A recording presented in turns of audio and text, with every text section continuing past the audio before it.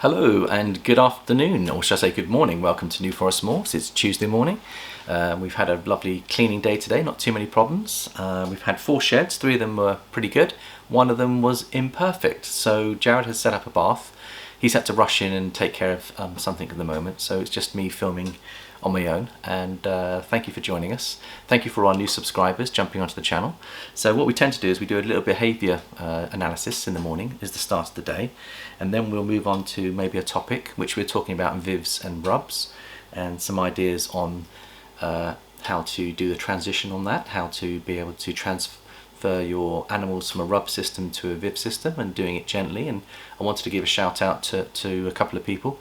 We've had a lovely video from Rich at Predator PP yesterday. He put out stunning examples of his boas, his new boas he's bought, that he's got in 4 vivs, and his setups are beautiful. So go watch his video if you haven't seen it, because if you're thinking about setting up a viv, he's got a perfect example of how to get it right. And I really enjoyed that, and thank you, Richard, for putting out that video. It's very much appreciated by the community. We do love your videos, and we always look forward to seeing what you have to say and share. He also talks about how he's, I think most of his ball pythons were pretty, most of his boas were pretty much tame when he bought them. There was one that needed a little bit of love and attention, and he's managed to get it into a puppy dog state, which is a skill set in its own right, and you have to do it carefully and right, and Richard talks about that on his video. So if you want to socialise your animal, please go and have a look at Richard's video, and he'll teach us some principles there on handling. And also Lorri, I want to thank Lorri for putting out a really good video this week as well. She's my go-to behaviourist on snakes, and she's an expert, and she actually trains snakes, and she talks about behaviour.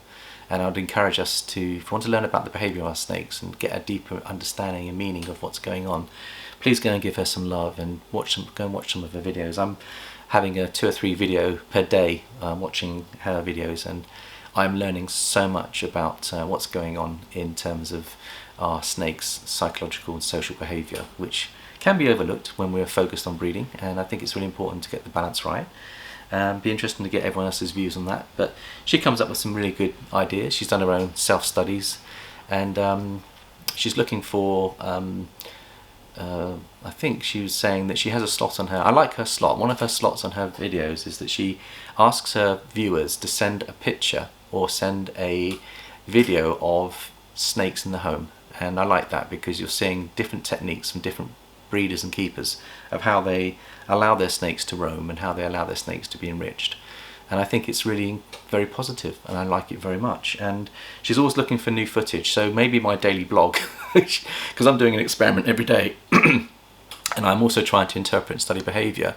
Lorri might find my videos quite a useful addition, because rather than me sending her a video, she can watch my videos each day and see what we're up to and what we're doing and how we're translating the education and behavioural side into our own professional breeding operation here, because I think it's something that we need to really look at carefully and take seriously, and I'm certainly prepared to do that and doing that. And many of our keepers and breeders do have vivs, and I think it's wrong to paint the picture that breeders are just top people. They are animal lovers that really do love these animals, and they do have lots of other enrichment and vivs running parallel to their rubs, and they spend a lot of time with their animals, and quite a few of them take on board rescued animals as well. So I think we need to be careful we don't paint the picture that breeders are basically commercially driven, because I think you'll find that the majority of the good breeders are not commercially driven. They're driven by a passion for the animals. They're driven by a passion and love for what they have. And today in the behaviour side, I'll show you what I've been doing. Is I've allowed 3 or 4 of my girls to explore today, and I want to build a enrichment area. Now Lorri's got a lovely video where she shows me how she's designed a play area for her snakes, and she talks about how she bought a ball python from a top breeder. It was a caramel pied, and she decided over time to gently take it out of its 5-year conditioning of living in a rub to giving it a wider, more enriching environment. And she was teaching us how she went about doing it. She didn't go from rub straight to the viv. She gently conditioned the animal to change its behaviour and to unlock some of its behaviour that maybe it wasn't conditioned to experience. And she does it in such a beautiful way. It's such a good channel. I really love it. And she's done a couple of experiments. So one of them was this caramel albino that she's got into a very big setup, and she's done it very carefully. So she's taken the rub into the vivarium setup. She's kept paper on one side because it was on paper for 5 years, and she's kept substrate on the other side. She's put in scent and smell. She talks about the importance of not changing things too much in the first stages, and then to gently introduce them to different spaces. So I think her approach behaviourally is absolutely spot on and very sensitive to the needs of the animal. The other experiment she did is she had 2 ball pythons that she had many years ago, and for 2 years she did an experiment where she drilled a hole in her rub and connected it to a larger vivarium, and she gave the 2 snakes a choice as to where it wanted to be. And I thought, this is interesting. Instead of us making the judgment call, we let the snakes make the judgment call. And what I found really fascinating is that the 2 snakes that she did, and obviously it's a very small sample, you'd have to do it on a much larger basis to get concrete scientific evidence on this, but the fact that she was willing and able to show us and demonstrate on 2 of her snakes, then what happened was on these 2 snakes, they actually did use the connecting hole between the rub and the viv, and the snakes were spending the majority of their time in the viv, and they used their rubs for shedding and toilets. So I thought, God, isn't that interesting? Isn't it interesting that they are choosing to go for a more enriched environment? And I thought, how fascinating. And it making me think and wonder whether I'd like to do a similar experiment here, where we actually build a few vivs in our facility and play areas, and actually experiment with, even including breeder females and breeder males, experiment with an enrichment spot which the animals get the chance to use occasionally. They will be returned to their rubs, but the idea is that you take them out, you let them explore an enriched environment, and then you do some tests on whether the animals breed successfully, whether the size of their clutches, the number of slugs, the number of deformities. And we're going to test, and this is what I want to do, and Jared and I both had a good discussion this morning about this, is we're going to do an experiment to see whether we can enhance the value of the clutches by giving them more enrichment. I believe we can, even though I know perhaps many out there might argue otherwise not to do this. I don't think enough of us have done it on a big enough scale to see how it works, and it doesn't have to be time consuming. I think Eden Morphs was saying that it would actually push the price of the snakes up dramatically, and that we'd all need massive facilities to achieve it. But I think that if you can do it on a combined basis, where you still keep your rub systems and you actually have an area of enrichment, and you give the snakes a chance to be safely enriched in that area while you're cleaning the other snakes, and as long as your collection is clean, because the other thing is that sharing a common communal area is what I'm talking about here, has its risks, because if you get one snake that has a problem that you don't know about, it could spread through your collection. So there's another danger of this approach. But I think if you've got a really clean collection, and you're on top of your hygiene, and everything is mite free, everything is free of disease, then it might work. Or you could experiment in groups, maybe just do 2 or 3 and try it out on a small basis and see how it goes. But I'm very keen, and on Lorri's videos she shows us a beautiful display of how she's got an enrichment area that allows her snakes to have the freedom to move. So I'm really, really impressed with what's going on there. So let's go and have a look at some snakes. We're going to do a shout out to Leviathan Snakes, who are friends of ours that we've just established over the last 6 months, been watching their channel, and that will be a shout out towards the end. But we've got Stephen and Courtney, who are running a beautiful small hobby breeder business from their home. Stephen has a marketing background, and if you want to learn how to market your channel, market your snakes, he uses his skill set to teach us the marketing side of the ball python market. And I think I'm very impressed, because I've learned a lot about how I can better market my business with Jared. And so thank you, Stephen, for all that. Courtney fell in love with ball pythons and converted Stephen into them, and Stephen fell in love with them, and now I think they're not married, I think they're fiancés, and I wish them well when they do decide to get married. But the lovely thing about it is that Courtney's got a really deep love for these animals, as so does Stephen, and it was lovely to see a partner coming on board later. So one of us, in couple relationships or family relationships, you'll find that one person in the family often has a passion, and the other ones follow quite quickly. I mean, Emily followed Jared, I followed Emily. So it's now the family are kind of embracing this hobby, And so it's a beautiful way to explore and do them. Now they've got some amazing animals. I mean, they love their enchies, they love their banana pieds, they love their banana clowns, they love their sunset project. And Stephen and Courtney have recently bought into the sunset project, which isn't a cheap project to buy into, but I think it's a very beautiful project. And the quality of their edits and the quality of their videos, I think they put out a Wednesday video and a weekend video, so you get 2 videos a week, and they are very, very on it. They're very reliable. When they say they're going to do something, they do it. And if you want regular, good, high quality content, I'd ask you to go and check out their channel. I'll give you a sample of one of their top videos. It's called Ball Python's Breeding Starter Guide, and we have Stephen talking about, for first-time buyers, how much to invest if you know, on a budget of $2,500, what you can achieve, what you can buy, and he gives a step-by-step process of how he went about starting their collection. And I think it's a beautiful way of helping newcomers coming into the industry or into the hobby to know that they can start their collection on quite a modest budget to start with and have joy doing that. So if we've got time, we'll probably share a little clip if that's okay, and then let's go and have a look at some snakes. So let's look at the 3 good sheds that we've had, and I've got those all on tag, so let's have a little look and see. So the first one is Mango. Now remember, these have not been sprayed down at all, and you can see there's her shed. It's drier than usual, but it's perfect. And you can see here that we've got the humidifier working at 60%. So we're relying on ambient humidity to achieve these results. Now you'll see in the back, Colossus is in the back there. Now she didn't shed out perfectly, but she's in the process of having a bath.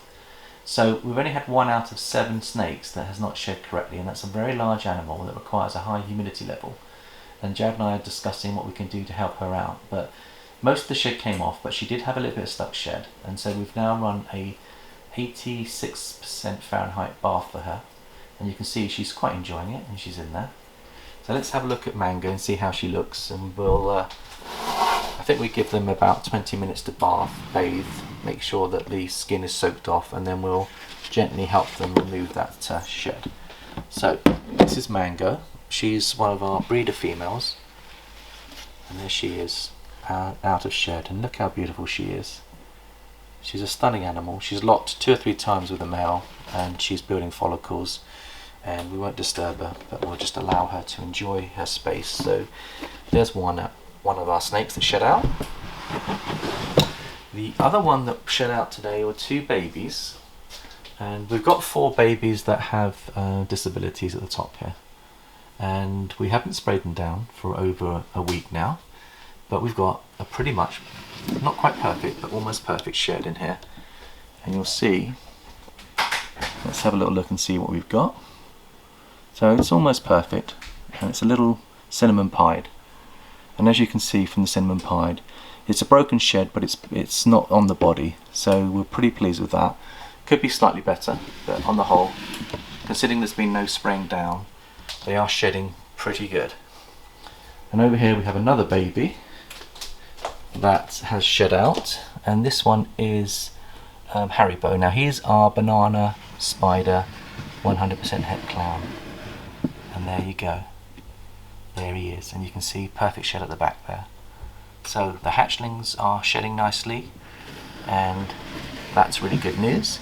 Now the other thing about behaviour is I was taking a leaf out of Lorri's book and allowing my snakes, when they want to come to the end of the rub, she was saying that the psychology is that when they come to the end of the rub and they want to come out and explore, if we don't allow them a chance to explore, we're actually potentially damaging our snakes mentally.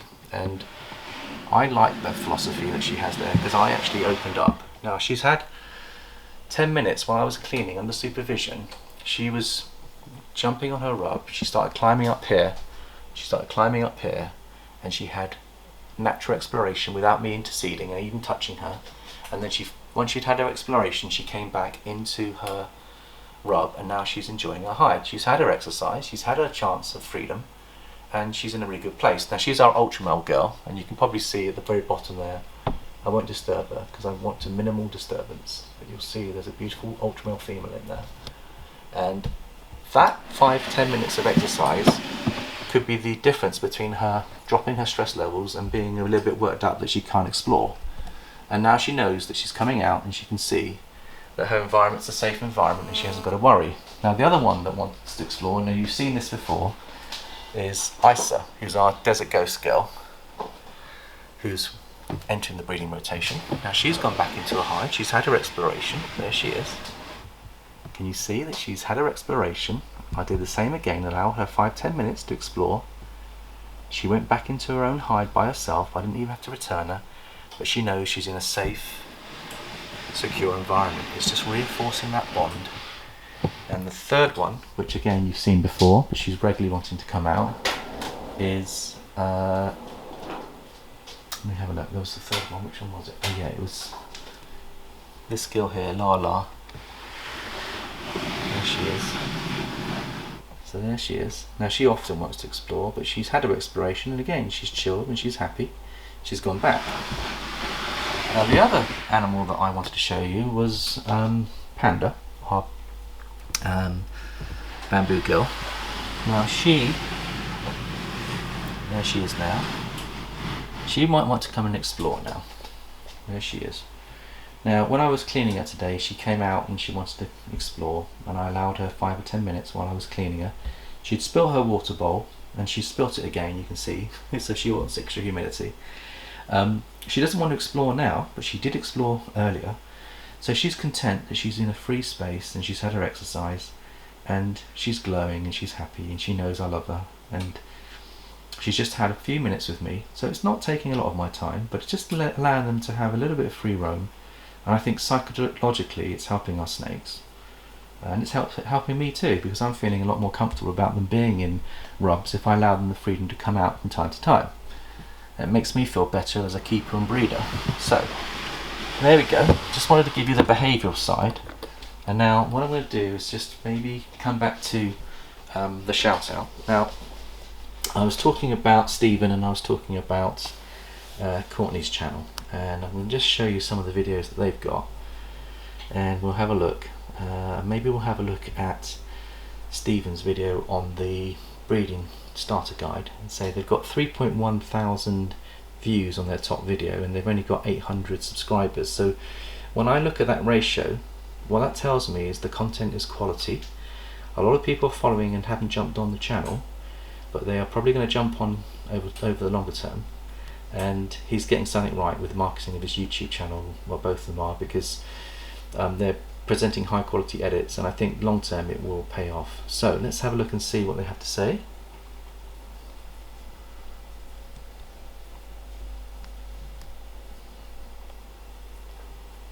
For this week's video, we wanted to make a ball python breeding starter guide for recessive projects. There's Courtney, Stephen.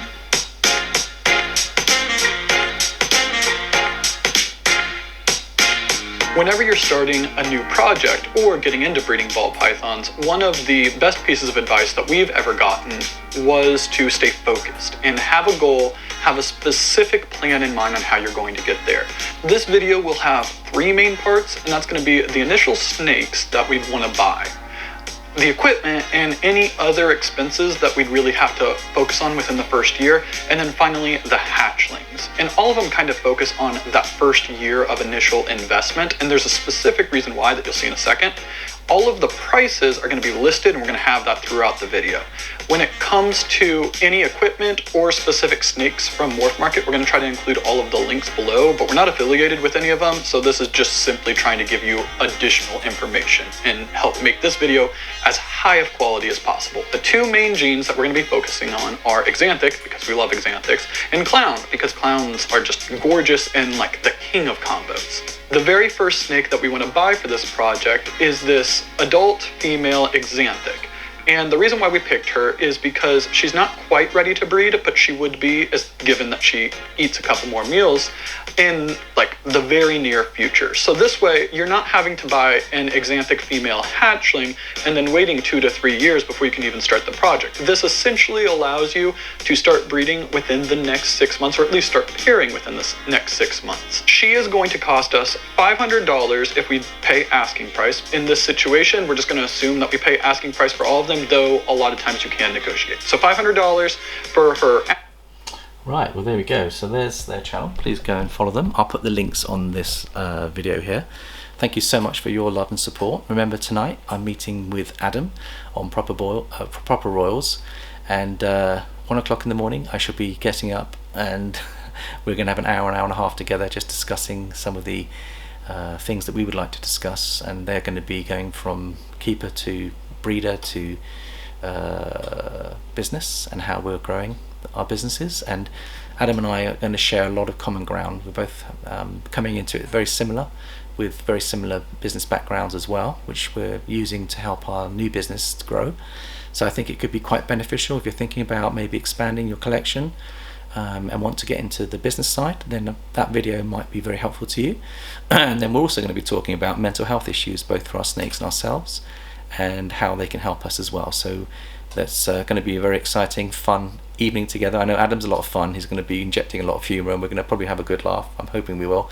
But please come and join us. I put the link on yesterday's video. If you want to click on the link on yesterday's video, you'll be able to go to the live feed, or you go to his channel at Proper Royals and you can join the live conversation, make comments as we go.